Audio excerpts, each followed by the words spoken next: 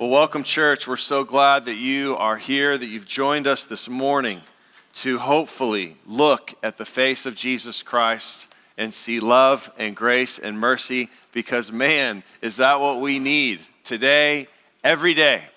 We are right now our church is in a series on Hebrews chapter 11, which has been so fun to look at the heroes and the stories of the Old Testament.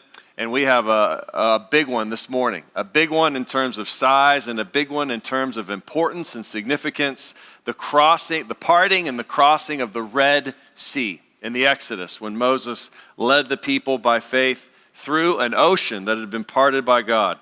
And so I'm going to read to you that story, a whole chapter of Exodus, the whole chapter of Exodus, chapter 14, and then I will fast forward to Hebrews 11, just one verse where the writer of Hebrews gives a quick summary. So let's dive in. I'm going to read to you Hebrews chapter 14, and we will get into it. So Exodus 14. Then the Lord said to Moses, "Tell the people of Israel to turn back and encamp in front of Pi Hahiroth, between Migdol and the sea, in front of Baal Zephon. You shall encamp facing it by the sea. For Pharaoh will say of the people of Israel, they are wandering in the land. The wilderness has shut them in, and I will harden Pharaoh's heart, and he will pursue them. And I will get glory over Pharaoh and all his host. And the Egyptians shall know that I am the Lord." And they did so. When the king of Egypt was told that the people had fled, the mind of Pharaoh and his servants was changed toward the people. And they said, "What is this we have done, that we have let Israel go from serving us?" So he made ready his chariot and took his army with him, and took 600 chosen chariots and all the other chariots of Egypt with officers over all of them. And the Lord hardened the heart of Pharaoh, king of Egypt, and he pursued the people of Israel while the people of Israel were going out defiantly. The Egyptians pursued them, all Pharaoh's horses and chariots and his horsemen and his army, and overtook them and camped at the sea by Pi Hahiroth in front of Baal Zephon. When Pharaoh drew near, the people of Israel lifted up their eyes, and behold, the Egyptians were marching after them, and they feared greatly. And the people of Israel cried out to the Lord. They said to Moses, "Is it because there are no graves in Egypt that you have taken us away to die in the wilderness? What have you done to us to bring us out of Egypt? Is not this what we said to you in Egypt? Leave us alone that we may serve the Egyptians. For it would have been better for us to serve the Egyptians than to die in the wilderness." And Moses said to the people, "Fear not, stand firm, and see the salvation of the Lord, which he will work for you today. For the Egyptians whom you see today, you shall never see again. The Lord will fight for you. You have only to be silent." The Lord said to Moses, "Why do you cry to me? Tell the people of Israel to go forward. Lift up your staff and stretch out your hand over the sea and divide it, that the people of Israel may go through the sea on dry ground. And I will harden the hearts of the Egyptians, so that they shall go in after them. And I will get glory over Pharaoh and all his host, his chariots and his horsemen. And the Egyptians shall know that I am the Lord, when I have gotten glory over Pharaoh, his chariots and his horsemen." Then the angel of God, who was going before the host of Israel, moved and went behind them. And the pillar of the cloud moved from before them and stood behind them, coming between the host of Egypt and the host of Israel. And there was the cloud and the darkness, and it lit up the night, without one coming near the other all night. Then Moses stretched out his hand over the sea, and the Lord drove the sea back by a strong east wind all night, and made the sea dry land, and the waters were divided. And the people of Israel went into the midst of the sea on dry ground. the waters being a wall to them on their right hand and on their left. The Egyptians pursued and went in after them into the midst of the sea. All Pharaoh's horses, his chariots, and his horsemen. And in the morning watch, the Lord in the pillar of fire of cloud looked down on the Egyptian forces and threw the Egyptians' forces into a panic, clogging their chariot wheels so that they drove heavily. And the Egyptians said, "Let us flee from before Israel, for the Lord fights for them against the Egyptians." Then the Lord said to Moses, "Stretch out your hand over the sea, that the water may come back up upon the Egyptians, upon their chariots, and upon their horsemen." So Moses stretched out his hand over the sea, and the sea returned to its normal course when the morning appeared. And as the Egyptians fled into it, the Lord threw the Egyptians into the midst of the sea. The waters returned and covered the chariots and the horsemen. Of all the hosts of Pharaoh that had followed them into the sea, not one of them remained. But the people of Israel walked on dry ground through the sea, the waters being a wall to them on their right hand and on their left. Thus the Lord saved Israel that day from the hand of the Egyptians. And Israel saw the Egyptians dead on the seashore. Israel saw the great power that the Lord used against the Egyptians. So the people feared the Lord, and they believed in the Lord and his servant Moses. Hebrews 11, verse 29. Here's the summary. By faith, the people crossed the Red Sea as on dry land, but the Egyptians, when they attempted to do the same, were drowned. This is the word of the Lord. Big, heavy, important story. What is going on here? There are a lot of things that we could get into. We could get into, the big miracle of God parting the Red Sea and potential questions you have about miracles. We already did a sermon on miracles earlier in this series. I'm not going to do that again. You can go back and listen to that. We actually believe this literally happened just as much as we believe Jesus came back from the dead. God is above creation. He is above everything. He made everything. He can do whatever he wants within creation. The fact that we exist at all on a planet going, I don't know how many millions of miles an hour through space, and that we are even thinking about that is a greater miracle than God parting a Red Sea. All of it is God. He did it. We believe it. If you have questions about it, we can talk about it. You could also ask big questions like, why don't the Egyptians record all these events in their history? Well, the same reason they don't record any of their failures in history.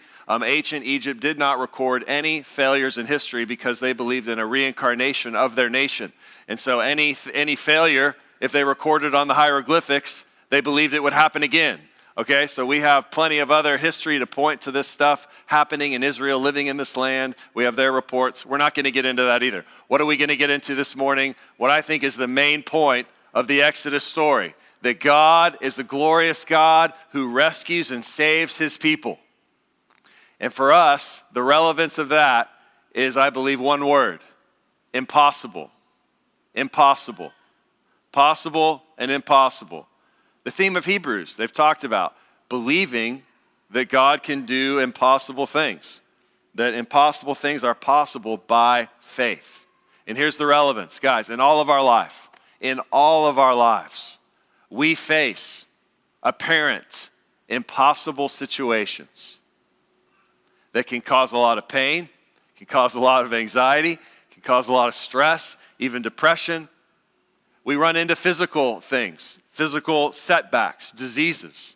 We run into, physical limitations that are like, wow, this seems like an impossible situation. Like my back is up against the sea and someone is coming to attack me, right? We run into relational situations, relational things with family, with friends, in work that seem impossible. Like, man, I want something to happen, but it seems like it's impossible to happen. What do I do? I feel so trapped. What do I do here? We went into impossible situations with ourselves, with our own relationship with ourselves. Like, man, how am I ever going to overcome this thing in my life that I keep doing? I want to be holy. I want to live righteous, but I keep failing. I keep messing up. What do I do? Is it possible to grow? Is it possible to see transformation? We could talk about a lot of different examples of that feeling in life that you're trapped. Your back is up against an ocean, an army is attacking you, but wait, there's a God up there, how, has he put me in this situation? What do I do? I thought he was the God that saves. I thought he was the God that rescues. Who is he? And what is he doing? Well, this passage, this big story, speaks to the character of God in the midst of us facing impossible situations. And that he is a God who saves. He is a God who rescues. So we got 3 points here. I'm going to talk about God. God is glorious. God is good in our sufferings and trials, in our, times of apparent impossibilities. And God saves. He is a God who saves and rescues. So, big picture, what's the story here? Quick summary. I know I just read the whole thing. We've already looked at a little bit of the Exodus story and Moses, and the burning bush and all that. Basically, God's people were slaves in Egypt for 400 years. God sends Moses to Pharaoh, who's holding them in this oppressive, tyrannical rule. He's tried to kill all the boys and baby boys in their whole nation. This guy is evil. This is an evil, corrupt nation. It's disgusting, and he's oppressing the people, and so God sends his man Moses to get them out of Egypt. And so they send plagues upon Egypt, and the last plague we saw last week was an angel of death came and killed all the firstborn sons of Egypt, and the people had to put blood on the door, and if they had blood on the door, that would save their family because God is holy, and even God's people they are in need of a blood atoning sacrifice. And so after this happens, Pharaoh's like, get out of here. Let my people go, or you can let your people go. Get out of here. We don't want you here. I don't want to mess with your God. And so he sends them out. So there they go. They're escaping. They're getting out. As you see in the story, Pharaoh changes his mind. God hardens his heart. He has a hard heart, and he's like, wait, what have I done? We lost all of our slaves. Let's go kill all these people, right? So they're going to go kill all these people. Maybe they're going to bring some of them back. We don't know. It doesn't give the details of that. On their way there, God works an amazing miracle. The people are freaking out. They see him coming. He opens up a sea with the wind all night long. He makes the ground dry. They cross through the sea.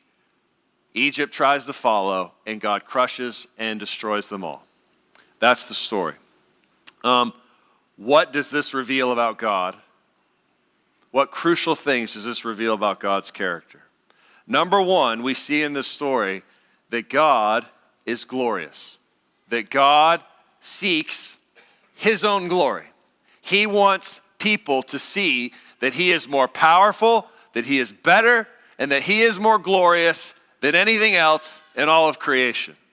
The word glory means, the actual semantics of the word means weight, like the weight in a scale, and that has to do with value, like how they would measure the worth of something. And so when the Bible uses the word glory, it means something's worth. What is it worth? What's its value, right? And so to say that God is glorious in this context is to say that he is worth more. He is of more importance and value and worth than anything else, all right? The miraculous nature of the event showcases God's glory through his immense power and sovereignty over creation in the salvation of his people and the destruction of the evil Egyptian army. This reinforces the belief that nothing is beyond God's control and that he can intervene in the natural world to accomplish his purposes. You'll notice in verse 4, what did it say? God said, I will get glory over Pharaoh. I will get glory over Pharaoh.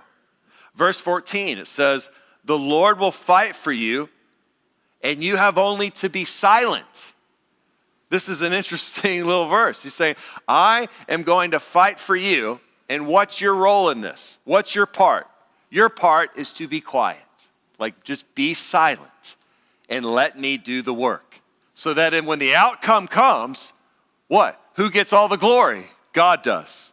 God does. Now, the people had to step out by faith, and actually they had to take action, and they had to walk across the ocean. That was probably nerve-wracking, walking with walls of water around them, right? But the implication here is who gets the glory for this event, the ultimate saving event? Who gets all the glory? God does.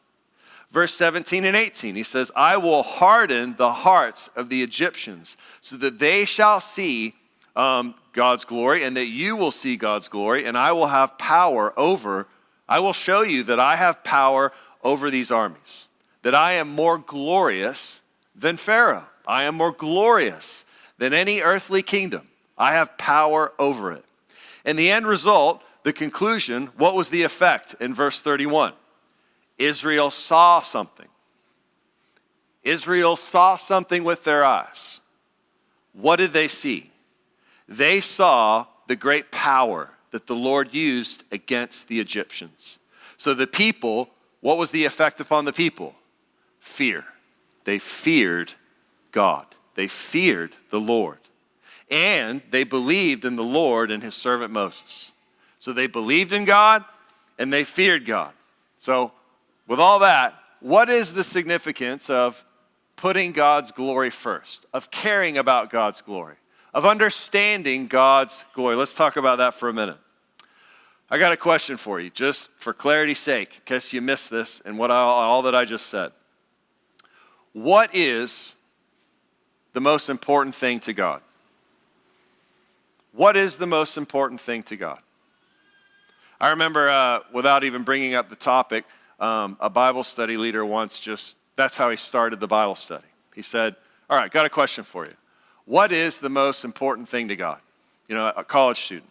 And we were college students. So we get this question, what is the most important thing to God? And so everybody's like, the most important thing to God, first thing that came to my mind was people. People, right? People are the most important thing to God. I am what is most important to God, right? And so everybody was kind of like, yeah, people, right? And the Bible study leader said, no, people are not what is most important to God. Try something else. Oh, well, not people. What do you mean not people? Okay, maybe the church. Is that a better way to say it? Like the church is what's most important to God, right? Wrong answer. No. So we kind of rattled off some things like nobody could figure out what it was.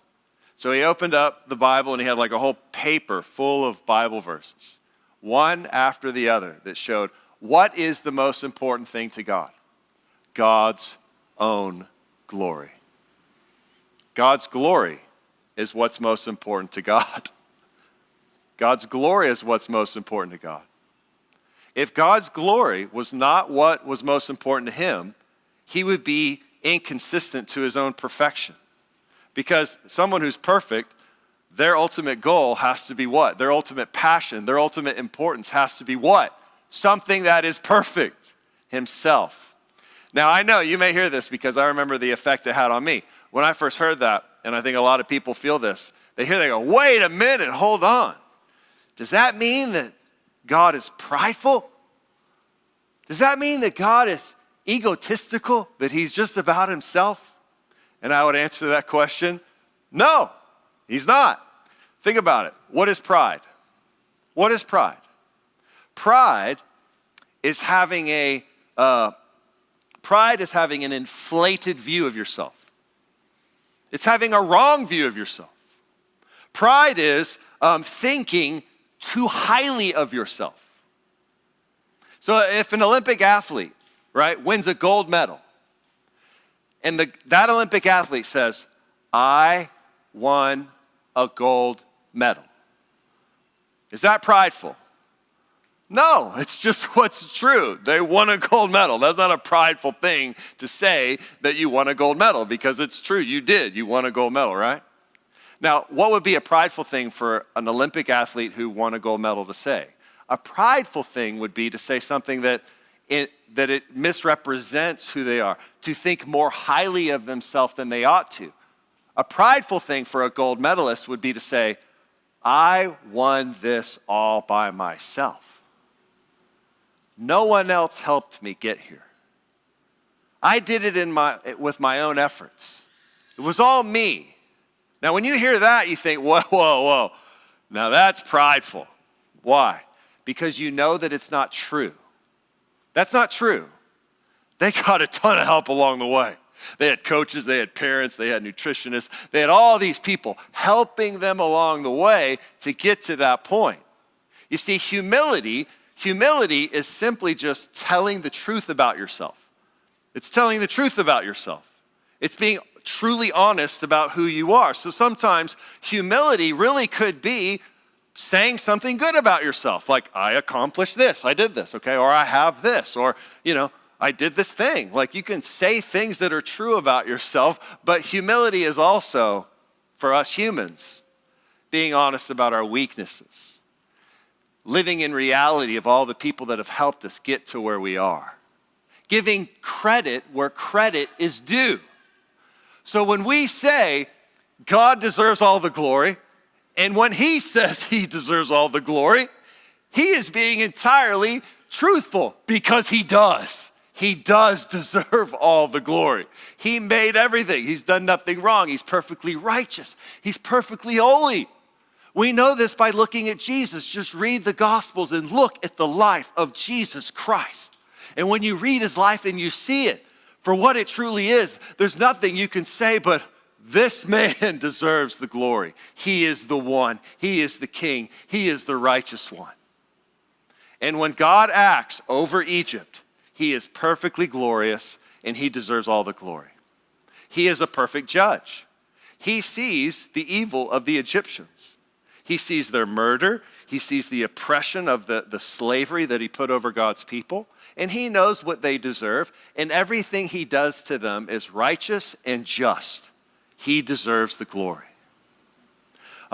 He deserves the glory in rescuing his people. He made promises to their forefathers that he would be faithful to them to the end, that he would stick with them. And so he is accomplishing the promises that he has made in rescuing his people. He's being true to his word. He's blessing those who bless them. He's cursing those who curse them. That's what he said that he would do. And so when he fulfills his promises by rescuing this people, he is being perfect. He is being just. He is being righteous. And he deserves all the glory. Now, guys, this is so important, massively important, that we get this right, that we understand what is the most important thing in life? The glory of God. What is the most important thing in your marriage? The glory of God. What is the most important thing in your parenting, in your work, in everything that you do?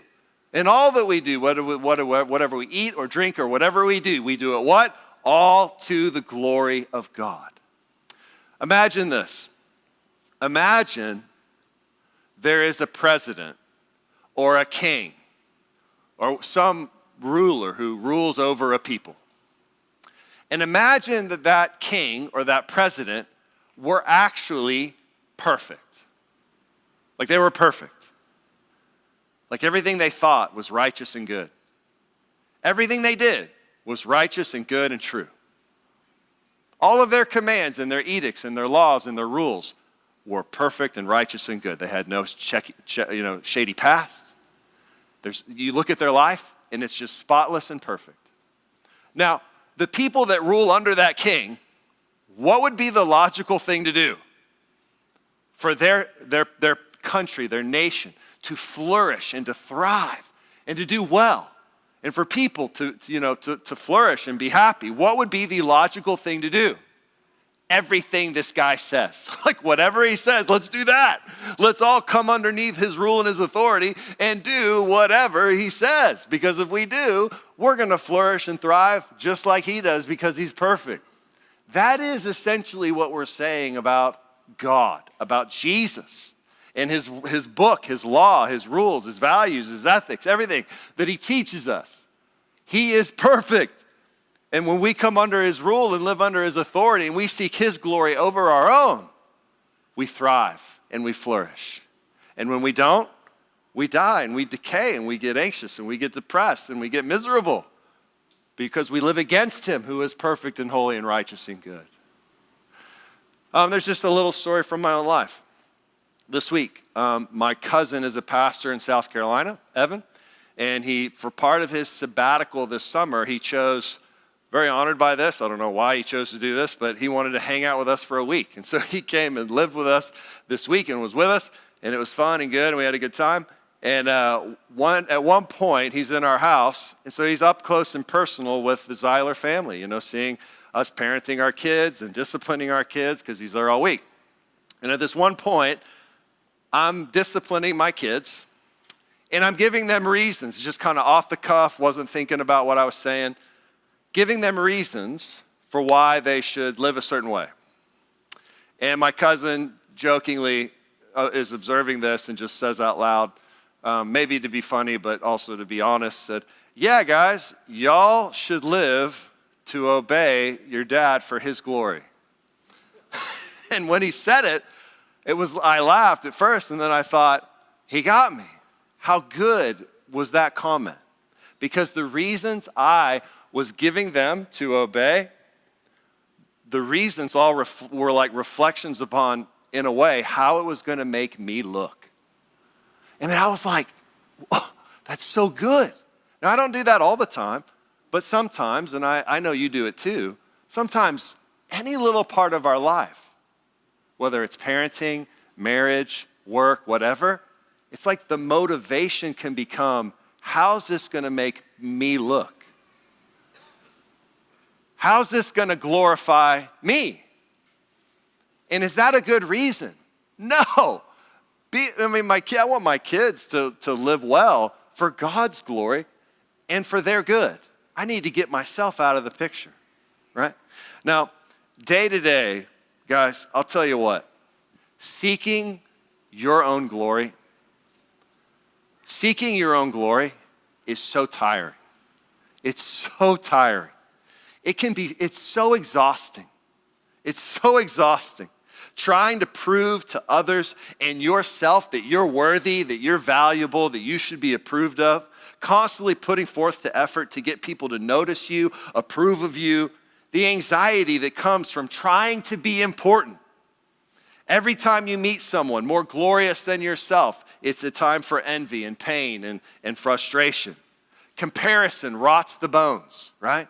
We can just get caught up in comparing ourselves with others, with how we measure up. So to get to the point where you say, I do not care about my glory. I do not care about what other people think of me. I'm not going to be controlled by the opinions and the approval of others.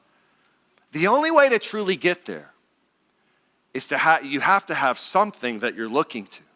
And it's to say, I care about God's glory.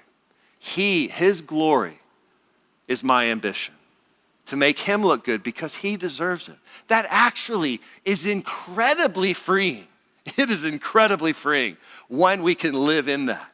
When we can live in letting go of caring about our own self-importance and our own worth and how we look and how we appear. That's ultimately one of the results of sin, is just to get to be our own little kings and to make other people impressed with us. Listen to this verse from Psalm 46:10. It says, be still. Be still and know that I am God. Be still and know that I am God. I will be exalted among the nations. I will be exalted in the earth.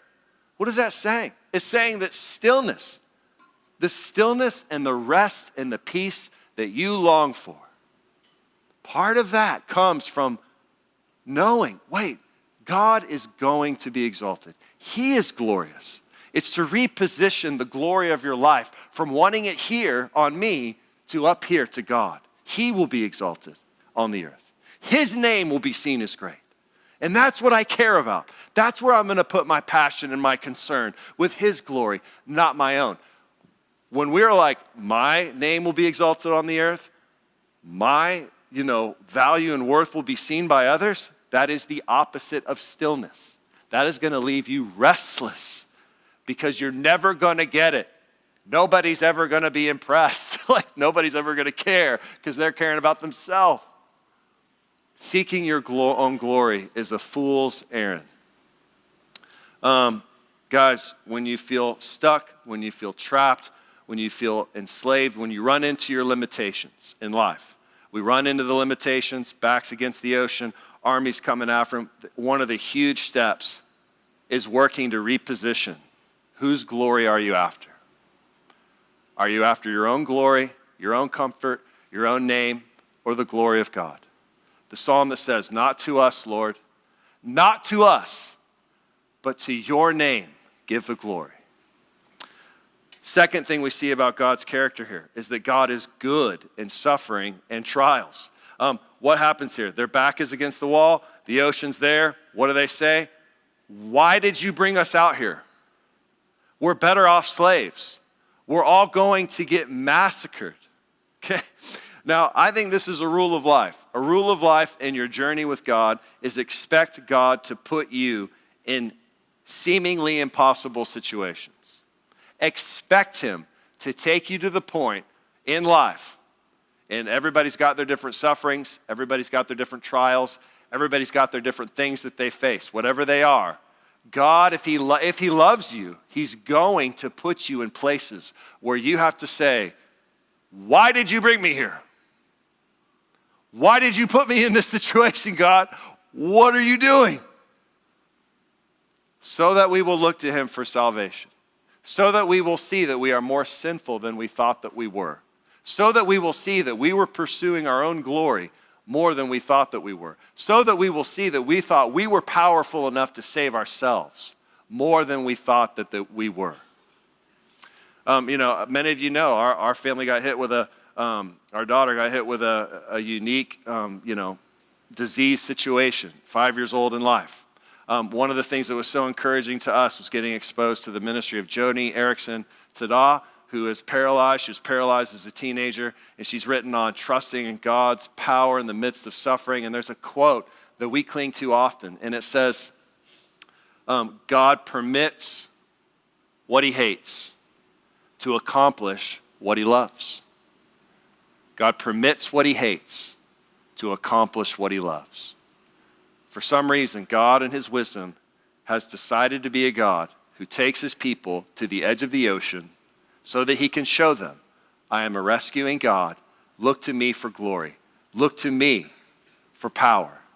Look to me to save. This summer, as many of you also know, I love to talk about our fruit trees. And so we have a peach tree in our front yard.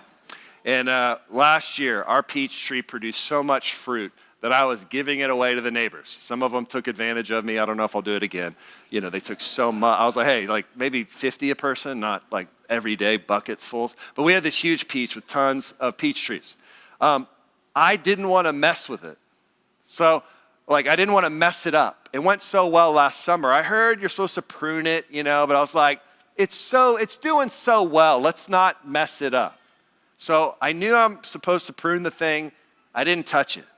This summer, guess how much fruit came out? 0. Not one piece of fruit. So, of course, I get on, AI. Let's look to AI. What's up with pruning? Now, you have to prune the tree. You have to cut it all up. You're supposed to cut a lot up. Like in the winter, you got to cut all the limbs that hang down and all the limbs that point in. You got to just massacre this thing. Really put a hurting on it, cut those trees up so it has room to grow the next year. And I didn't do that. And I was like, okay, Lord, last year I had good illustrations for fruitfulness.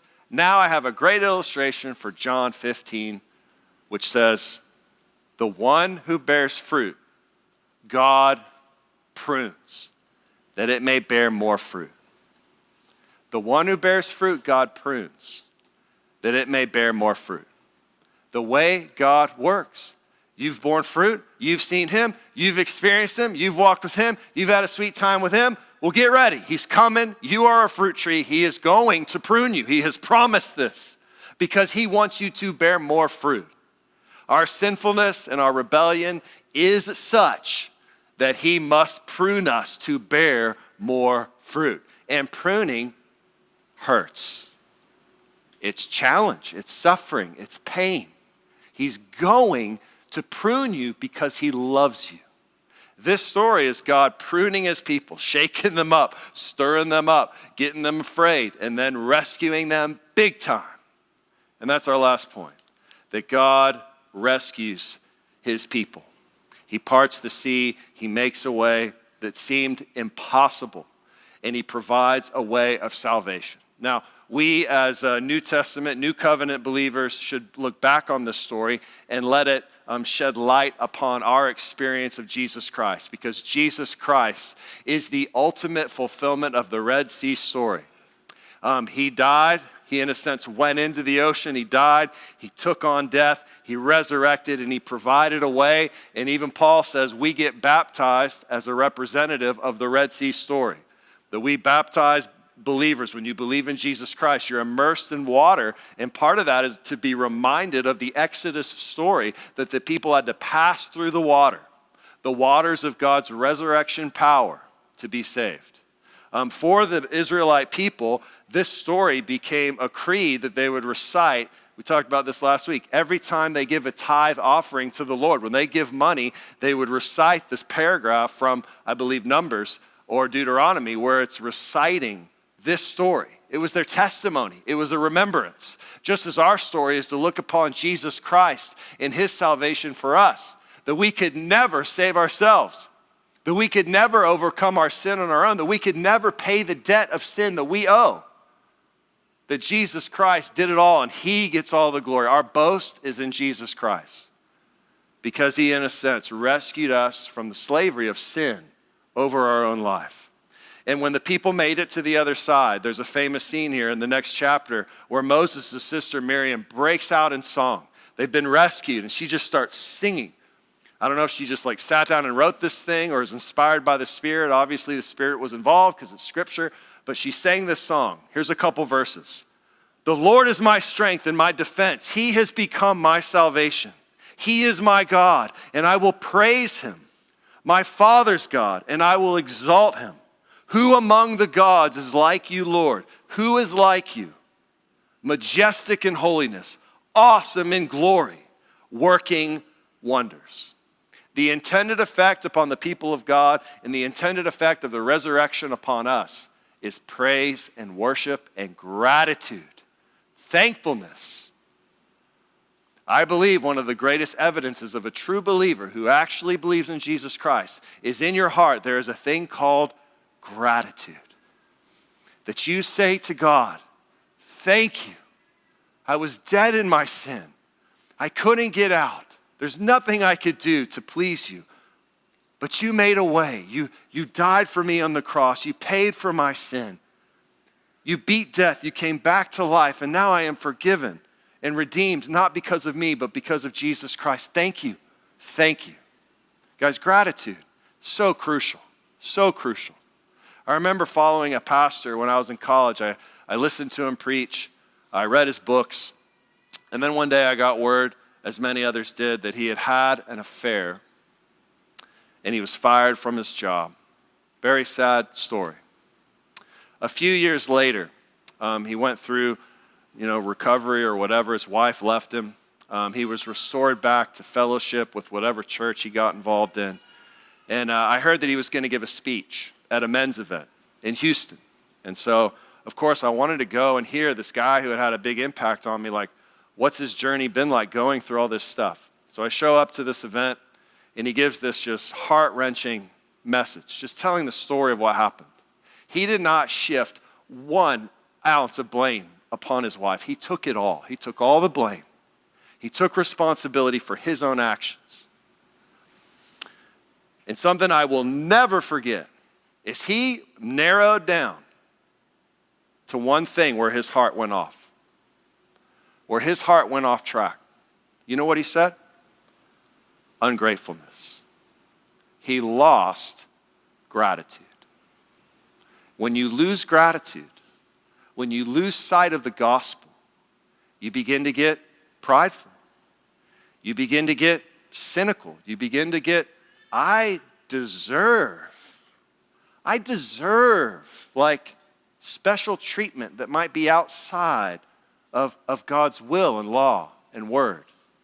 I deserve to kind of do things differently. To get outside myself, to get outside and, have some me time or whatever. Now there is a thing called me time. You know what I'm saying? Have you lost gratitude? Is gratitude slipping? The ultimate antidote for fostering gratitude in your life is to look and see the glory of the Lord in the face of Jesus Christ. In the face of Jesus Christ, what do you see? You see God looking at you with compassion, with unconditional love, with favor, when you don't deserve it. He gives you the opposite of what you deserve. I'll close with this story, wild story. After the people go through the Red Sea, they end up on the other side. Many of you know this story. They fail miserably. They just keep messing up, right? Aaron, the high priest, makes a golden calf and they worship it. And this is such a spiritual crime that many are executed because of it, literally executed for their idolatry. Because of Aaron and what he does. I mean, this total nuts. Like, what are you doing? How are you failing this horribly? Failure after failure. At one point, God comes to them in Numbers chapter 6. You read this verse and you think, oh, that's special and sweet. But when you read it in light of the fact that Aaron has failed miserably, I want you to hear this. We'll close with this. Numbers 6, 22 to 27. God is telling Aaron, the high priest, here's the blessing I have for you. Here's how I look at you. And here's how I want you to tell the people that I look at them. Speak to Aaron and his sons, saying, thus you shall bless the people of Israel. You say to them, the Lord bless you and keep you. The Lord make his face to shine upon you and be gracious to you. The Lord lift up his countenance upon you and give you peace. So shall they put my name upon them, on the people of Israel, and I will bless them. In light of crazy failure, God is still looking at his people with a countenance of grace and peace and love. Whatever you've done this week, if you're in Christ, no matter what, God is still looking at you with a countenance of love and mercy and grace. And that's the power source to receive that, to have gratitude for God and change and be changed by his love and grace and mercy.